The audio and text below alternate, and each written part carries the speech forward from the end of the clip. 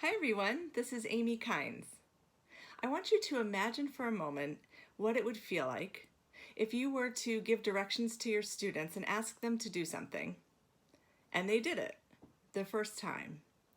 What would that feel like? And what would it feel like for your students, and what would it feel like for the climate in your classroom? I imagine you're thinking it would feel pretty good. That's a sign of a strong routine. Not only does it feel good for you, for your students, and for the climate, but it saves an extraordinary amount of time when you have a strong routine where you ask students to do something and they do it. It means you've established a routine, students know what the expectation is, and they know how to go about doing that routine. Today, we want to talk about how to make that happen, not only once, but throughout the entire school year. Because strong routines make teaching so much more fun, and they make being in your classroom so much more fun for your students. So let's think about the routines that you may have had last year, or perhaps routines that were lacking. So you know you had a routine when you asked students to do something and they simply did it.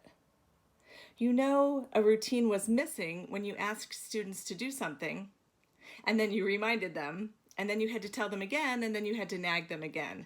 That's not a routine. So you might be thinking about, oh, I needed a routine for when they came in the classroom. Perhaps I wished I had a routine for sharpening pencils, or recording homework either in agenda books or on phones. Or maybe we needed a routine for transition time, or a routine for regrouping or rearranging chairs when I needed a different seating arrangement. Perhaps I need a routine for how students were going to be working in groups of 2s or 4s. There's a wide variety of different routines that you might need to make or break your classroom, or routines for behavior, or routines for actual academics. What you're going to do now is think about which routines would give you the biggest bang for your buck in the beginning of the school year. It's important to know that you can't teach every routine at the same time. Pick one. Pick one routine that really would give you the biggest bang. Which would make the biggest time, and if it were done perfectly with you saying it once and students doing it, which would save the most time, give you more time to teach, and give your students more time to learn. Pick that one routine, and now think about it. What are the different steps to that routine? What has to happen first? What would students do next? What comes after that? What happens then? So you're almost back mapping. You're thinking about each step along the way.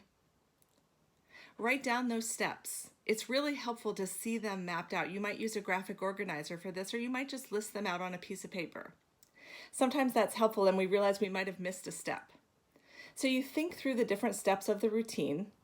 Once you've gotten all the steps written down, then you think about how you're going to go about teaching this routine to your students. Again, you're just picking one routine. You're going to teach that routine to your students. You want to model it so kids see it done right. You're going to model it, not your students. You model it so they see it done perfectly first. Ask them what they noticed. Get their feedback. What did they see done right first?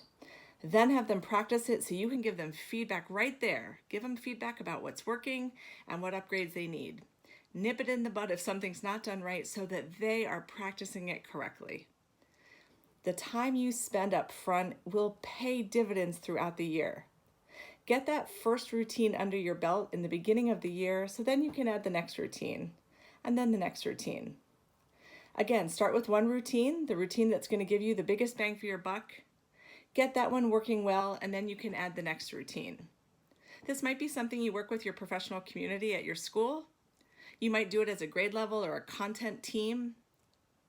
But it's important to think about those routines. Don't teach them all. Pick one, start with one, and then go from there. If you need support, don't hesitate to reach out to us.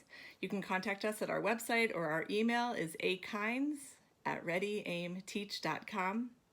As always, we've supported you with a resource document in our free resources tab. So go to our website again at readyaimteach.com. We've got a resource for you that helps you in teaching routines to your students. So if this is something you need support, we've got a document there just for you. On behalf of all of us at Ready Aim Teach, thank you so much for what you do for students each and every day.